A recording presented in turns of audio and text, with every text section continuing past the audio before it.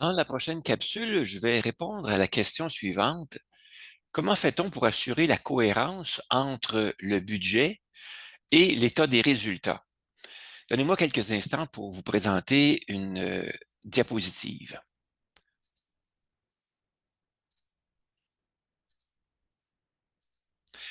Cette diapositive présente le flux d'informations entre les outils qui sont proposés dans la formation et on va s'attarder ici dans les explications aux trois premiers outils, c'est-à-dire le budget, le suivi des comptes et l'état des résultats ou un des outils de compilation et d'analyse de l'état des résultats.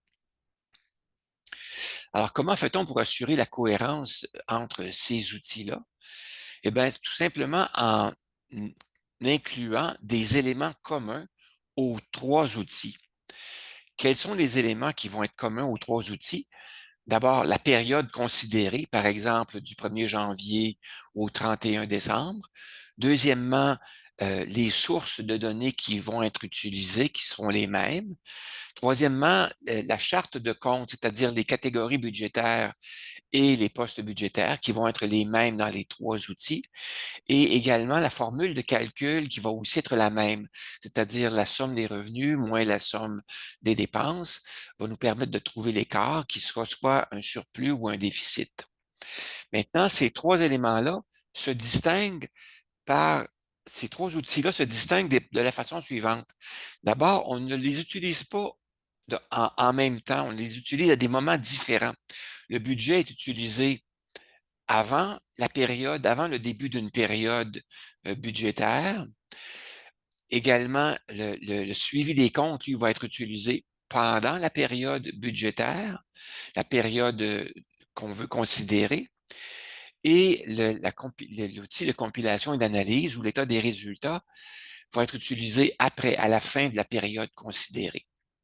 Maintenant, le nombre d'inscriptions aussi va être différent dans le budget et dans l'état des résultats.